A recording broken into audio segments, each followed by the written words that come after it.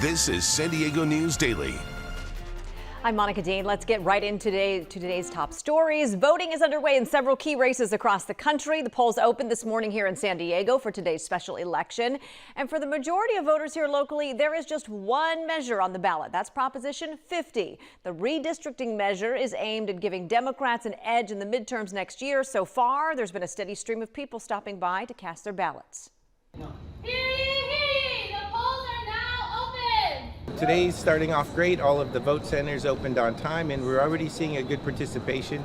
Within the first 30 minutes, we had over 600 voters, so we expect a good amount of voters today. That's Assistant Registrar of Voters Sean Brom. He says at the end of the day yesterday, voter turnout for this special election was around 36%, with more than 720,000 ballots cast. If passed, the measure would allow the state to adopt new congressional districts, draw in Sacramento to give Democrats an edge in the midterm elections next year. Supporters call it a critical step to derail a similar Republican effort in Texas. But critics argue it is an unconstitutional power grab that silences millions of California voters. The Registrar of Voters office sent out more than 2 million mail ballots for this special election and offered 10 days of early voting. If you have not voted yet, you can drop off your ballot or fill one out in person at here or at any one of the dozens of voting centers around the county, at the registrars, that is. Polls close at 8 o'clock, so as long as you're in line at the registrars by then or at one of those polling sites, you will be able to vote. You can even register and vote provisionally if you're not registered. And for more information about all of this, go to sdvote.com. Meanwhile, police in Chula Vista announced a break in a double homicide investigation which left two families devastated after their teenage boys were shot and killed at a Halloween party. The man accused of pulling the trigger, 18-year-old David Garcia, is now in custody and is expected in court tomorrow. The shooting happened outside a house party this past Friday night in a Chula Vista neighborhood near Castle Park High School. Detectives are still working to determine a motive in the shooting, but they say it started with a fight. The two teens killed have been identified as this young man, 15-year-old Kane Roldan, and his friend, 17-year-old Elias Yanez. Roldan's foster mom says she's thankful to everyone who sent in tips and hopes it will get justice for her son. Nothing's going to bring him back, but it'll help know that someone's paying for what they did. That's all I ask. I just want justice for him now, to let us be able to heal. Chula Vista police say Garcia was arrested at his home in National City. His arraignment is set for 1:30 tomorrow.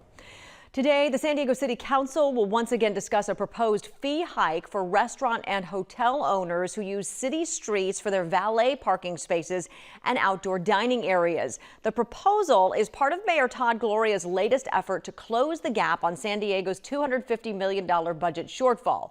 Currently, restaurants who utilize on-street outdoor dining areas pay an annual fee ranging between $5,000 and $10,000. But if today's proposal is approved, that fee would jump up to $30,000. For hotels, today's proposal would add an initial charge for the first 2 valet spots before then tacking on additional charges for extra spaces. So for example, like a $650 fee from last year is what a current hotel would pay. You know, it's going to be going up, 14,000%.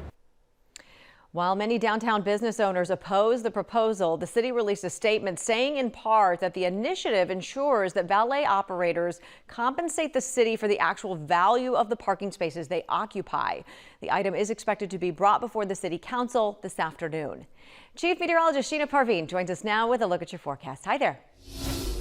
Hi there. As we head through the afternoon, we're going to see mostly sunny skies, low 70s at the coast, mid to upper 70s inland, mountains mid 70s, deserts near 90 degrees. We could see some fog again tonight into tomorrow, but we're actually going to be cooling down over the next couple days. So for the inland valleys, tomorrow and Thursday about the mid to low 70s, Friday back to near 80. Over the weekend, though, we'll be warming up a little bit more. We do stay dry, though. The weekend ahead looks really good. We'll be around 80 degrees both days inland this weekend, but we'll take a look at everyone's forecast and a rain chance with your 10-day coming up.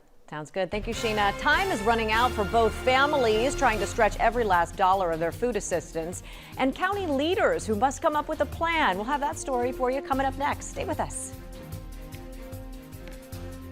You count on deeper investigations. My mom was sitting next to him trying to get help, and they weren't picking up.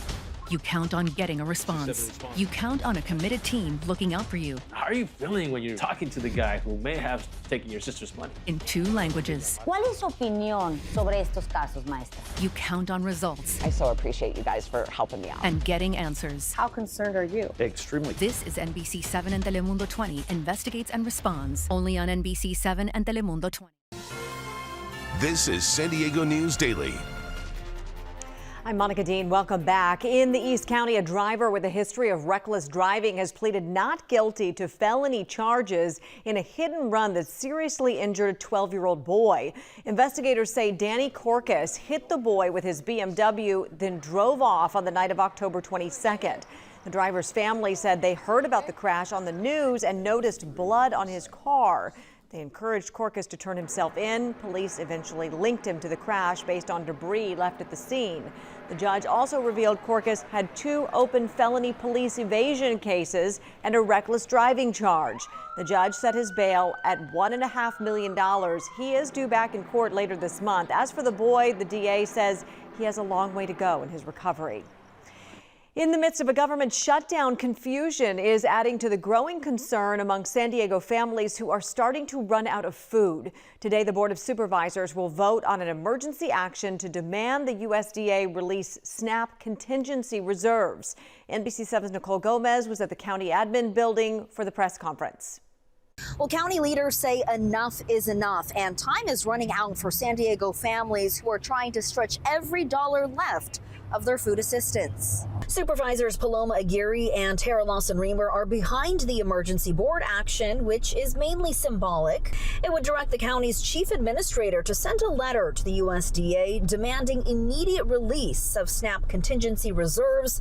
The county action also proposes coordinating with the California State Association of Counties to support a statewide coalition urging federal action to prevent interruptions in nutrition assistance. Nearly 400,000 San Diegans depend on CalFresh benefits, and according to Supervisor Reamer, as of 2 days ago, 1 in 4 CalFresh households in San Diego has 0 balance left on their benefits cards. Another 45% has less than $50, meaning nearly 75% of San Diego families are already running out of food. Do you have children? Imagine not being able to put food on the table for your kids. Like, there's nothing more heartbreaking than that. And my district has the largest number of families that are facing that reality on a daily basis, that are trying to stretch their dollars by going to Dollar Tree or to 99-cent and buy whatever they can to eat. And that's the reality that they're living right now because of the selfish and illegal actions of this administration. Well, the vote on this emergency action will likely happen in the afternoon. Meantime, supervisors want to remind the public to use the county's 211 system to find food resources. Reporting from the County Administration Building, Nicole Gomez, NBC7. Chief Meteorologist Sheena Parveen will have a look at your weather forecast right after this. Cuenta con la autoridad en el tiempo de Telemundo 20 y NBC7.